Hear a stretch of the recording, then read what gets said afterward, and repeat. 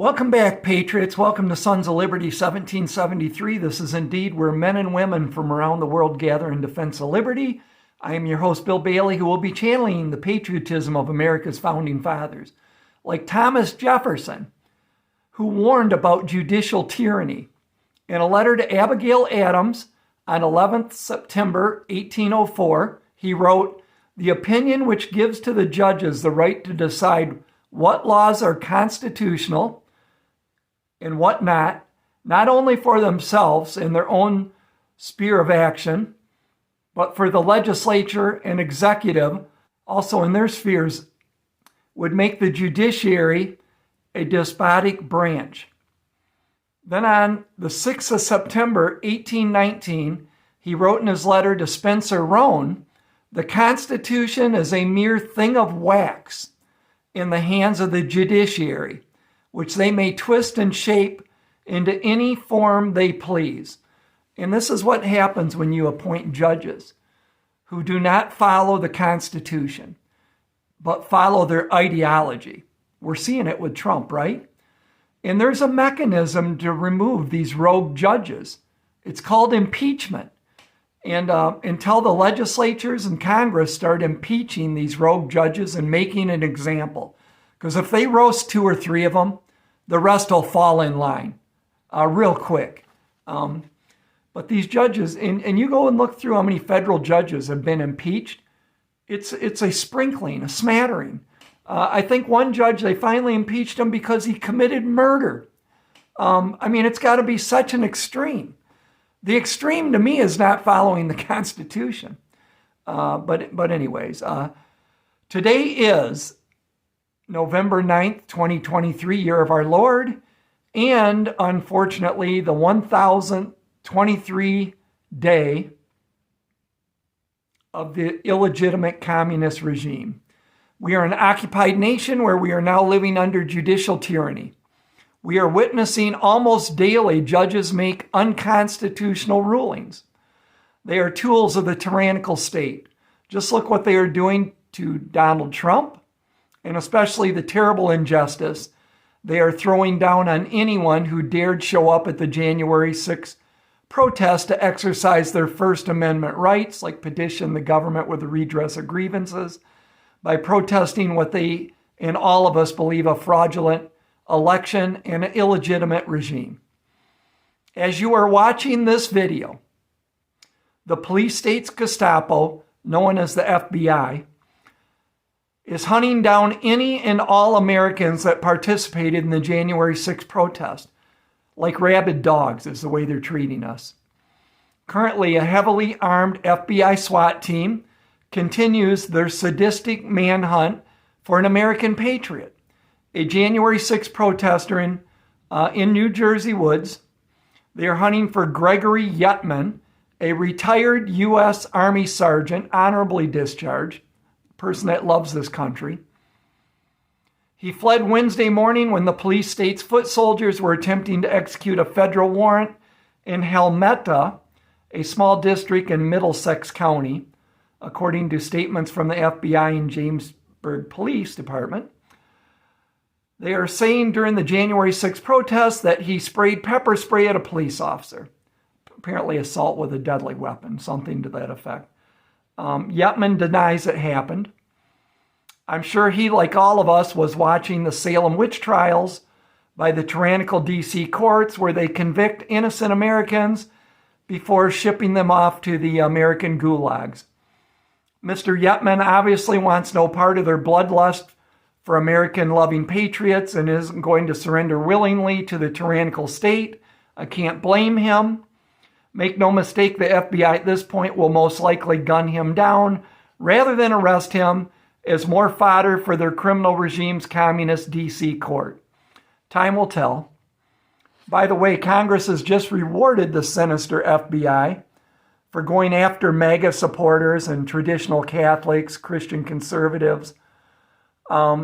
70 House Republicans voted on Wednesday to give the FBI $300 million so they can build a new headquarters larger than the Pentagon. That's a nice way to reward the police state, isn't it? Moving to the war in the Middle East. This headline at Breitbart: Netanyahu demands answers from CNN, New York Times, the AP, and Reuters on embedded Hamas photographers. Israel Prime Minister Benjamin Netanyahu's administration is demanding answers from several prominent news agencies after criticism emerged of their photographers appearing to have been embedded with Hamas terrorists during the October 7th attack. So it's like, hey, we know you're going to go attack Israel. Can we come along and take pictures? Kind of reminds me of our government that we just learned about, right? Setting up apparatuses, networks, to work with big tech in censoring any and all Americans who would question the 2020 stolen election before the crooked election ever took place. And we're just learning about this. Our government had put together these groups of people to immediately go out and censor, deplatform, and mute anybody that questioned the regime coming to power, the illegitimate regime coming to power. So Netanyahu just basically told Joe Biden to go pound sand, by the way. He has no interest in a ceasefire. He's not going to talk to Biden about it. And there will be no two-state solution. And this is what happens when you have weak leadership, folks. Trump, first off, this would have never happened, any of this under the Trump administration. But Netanyahu would have spent time with Trump and they would have figured it out. Biden, no, is not going to talk to him. And I watched this guy. I haven't seen him before. His name is, I'm probably going to screw his name up, but Yoram Hazony. He was on Bannon's War Room this morning. Yoram is president of the Herzl Institute in Jerusalem and currently serves as chairman of the Edmund Burke Foundation, a public affairs institute based in Washington that has hosted the National Conservatism Conference since 2019. But what he said is there will not be a two-state solution or ceasefire. This is paraphrasing.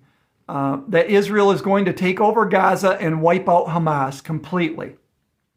He said after which Gaza will be policed by Israel from there on. So that terrorists can never set up shop in Gaza again and launch an attack, a horrific, sadistic attack on Israelis ever again. Makes sense to me.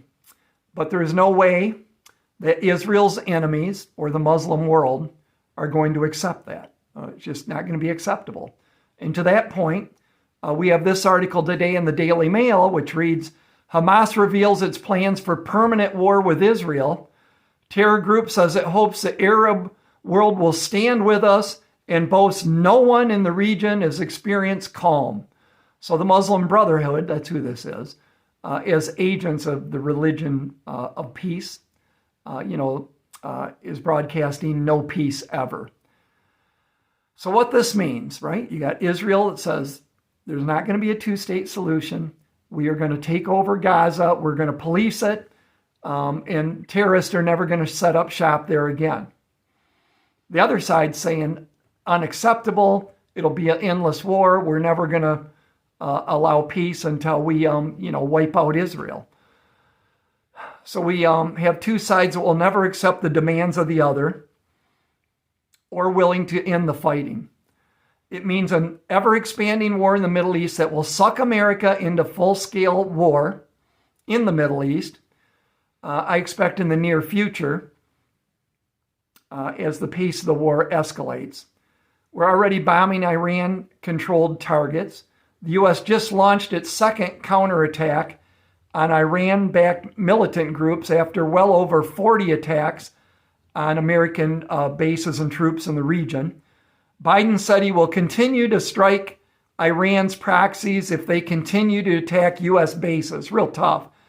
Just hours ago, after Biden threatened retaliation, Al-Assad Air Base in the Anbar province, Iraq, was attacked with drones. I'm hearing there were no casualties, but the Biden regime is downplaying any American casualties or severe injuries. I've heard some of these bombs have left traumatic brain injury to some of our servicemen and women. So no, they didn't die, but they're screwed up for the rest of their life. And, they're not advertising that. So whether there was injuries or not, we may not know for a while. Now we wait to see how the Biden regime responds to the latest attack. These back and forth attacks will metastasize into full-scale war as the war as the war grows and expands, which it will.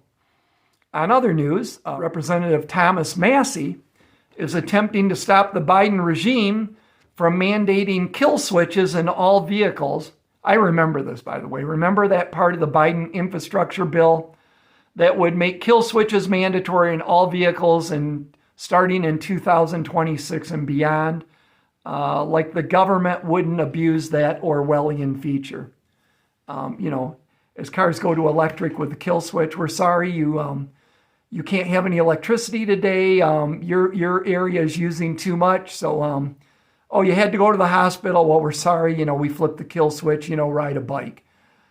On a local note, I forget, I was going to put this in because it's more specific to Michigan, but we have a communist regime in Lansing. And the House, the Democrats only control by 2 seats. Well, 2 Democrats just ran as mayors for mayor positions in Michigan, and they both won. So they're going to be leaving the legislature, which means it's going to be a 50-50 split. So they're trying to pass all their dirty crap right now.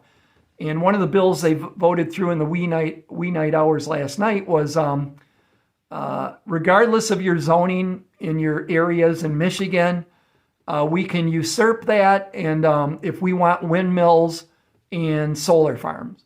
So if the local community, whether they're zoned or unzoned, does not want windmills, and they've even put in regulations in their zoning ordinance that says we don't allow windmills or solar farms in our pristine northern Michigan area because we don't want to make it look, uglify our beautiful attributes and our big sky views.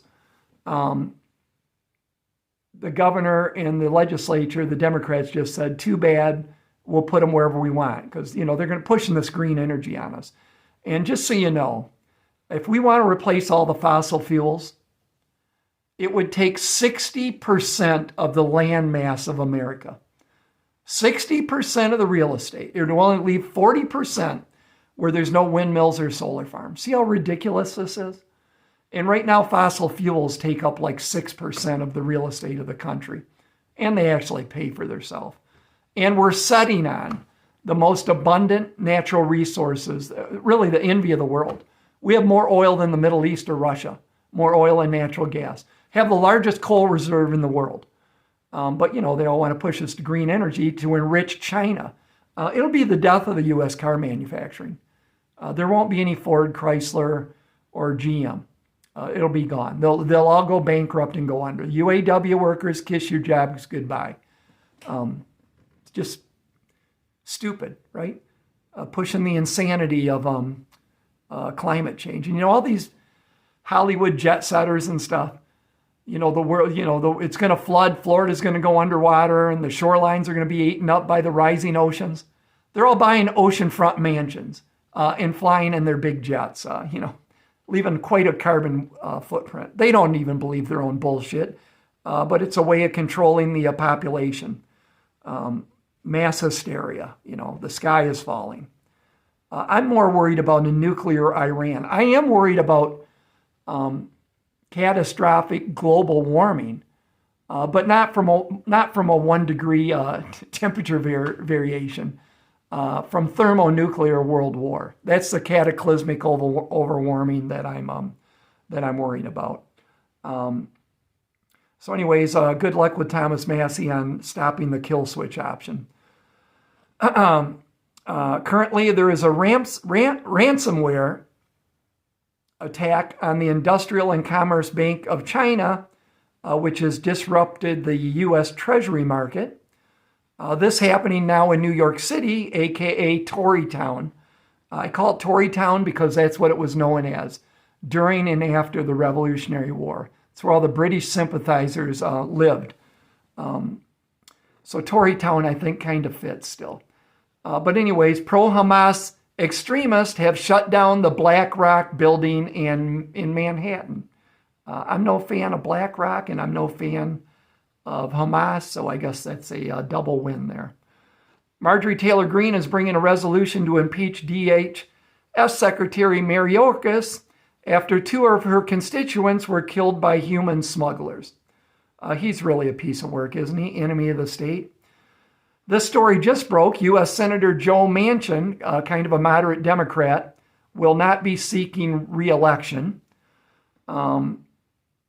China, by the way, is actively preparing for a global collapse of the dollar and probably all fiat currencies by buying and hoarding gold at unprecedented levels. One thing I did look up, I'm surprised. If you look at who owns the most gold, what governments own the most gold, America by far owns more gold than all the governments. If you believe the gold is still at Fort Knox and buried in the cellars of the Federal Reserve. There hasn't been a physical audit, where we picked up the gold bars of Fort Knox since 1957. They will say, no, we do an audit of our gold every year. It's a paper audit in Washington, D.C. So, the conspiracy theories are the gold is gone. It's fake gold that's in there. I don't know. I do know that Ron Paul showed up there as a U.S. senator and said, I want to see the gold. Said, we're not letting you in. He said, I'm a U.S. senator. They said, you don't have any authority on this military base. Maybe when we get President Trump reelected, he'll visit Fort Knox. And then the Vatican will now allow transgenders to be baptized. Wokeness and this evil is not just in our government, folks. It's in the churches. Satan is everywhere. But just don't think that was a good thing to do, my opinion. Ronna Romney McDaniel has all but destroyed the Republican Party by delivering one loss after another. Seriously, year after year we lose elections because of Ronna Romney. She needs to be fired like yesterday. She is a tool of the neocons, the anti-mega establishment, the people that always make sure that our America First candidates never get the necessary political donations to win elections. That's true. You can follow the money and see that she wasn't given it. She's given it to establishment candidates, not to our candidates. The Democrats must love her, especially her Trump-hating rhino uncle Mitt. He must adore her. Trump needs to ask Ronna to resign. I really don't know why Trump ever trusted her, but hopefully he sees the light now. She helped Trump out, apparently, in the 2016 election, and Trump saw her as an asset and still thinks she's on the winning ticket side, but she's bad news. I was at, matter of fact, these are Republican conventions I went to, and if I have it here, I think this was the one, 2015. By the way, this was my, my name tag or whatever, my neck harness I carried. But if you know, I don't know if you can see this, but this was really creative by the Uniparty, wasn't it? Michigan Blueprint, think blue Democrats, right? Blueprint for America, 2015 Michigan Republican State Convention.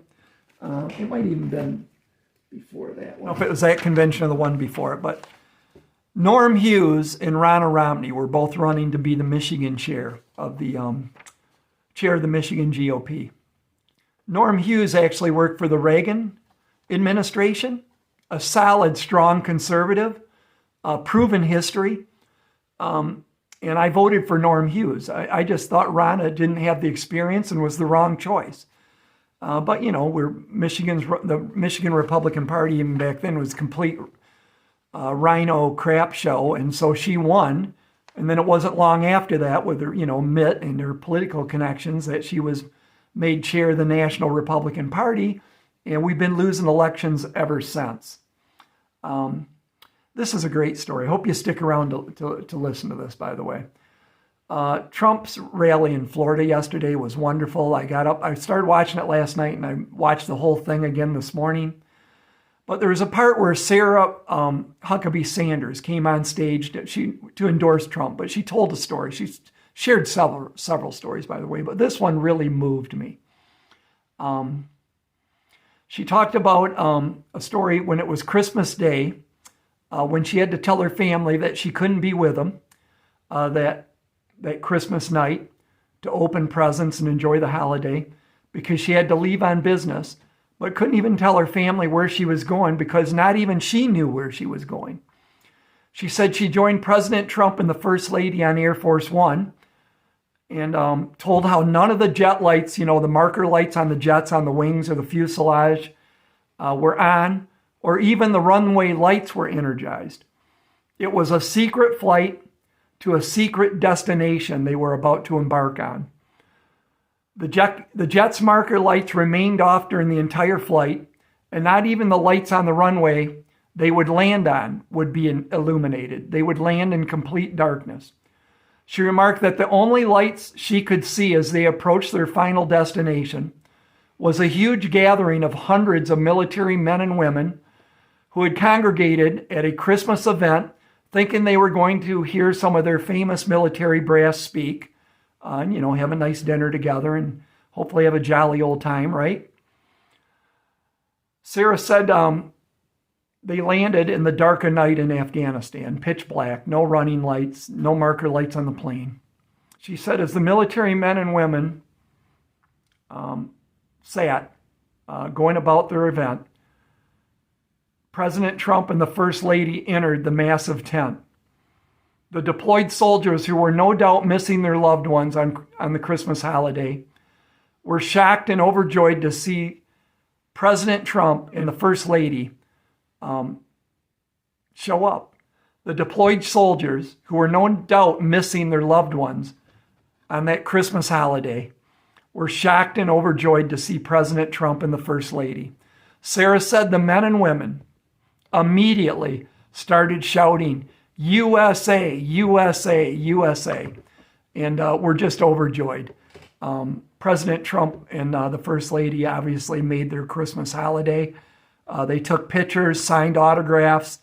And President Trump's a beloved leader of America and to be honest, the free world. And what an incredible story. And I was so glad that Sarah shared that with us. Only President Trump was our commander-in-chief today, we would be living in a world of peace and the American dream would be alive and well. Unfortunately, we have to deal with the wicked regime that robbed Trump and us of our victory. Biden and his comrades are leading us into the greatest depression, a three-front world war, if not all-out nuclear world war and the annihilation of humanity. Biden continues to destroy our beloved America while all the time letting our enemies flood across the southern border. Enemies of our Judeo-Christian values. Enemies that are no doubt planning a sadistic attack here in America that will surpass by many times what just happened in Israel. It's going to get worse, my friends. Much worse. Doesn't bring me any joy to tell you that, by the way. I hate, being the bearer of bad news. What's coming is going to be biblical. Our greatest tool against this evil that's everywhere, right? It's in our schools. It's in the courtrooms. It's in the government. It's in the churches. Is to pray daily to the Almighty. Keep praying and keep prepping. May God bless you and keep you and your family safe. Until next time, Sons of Liberty out.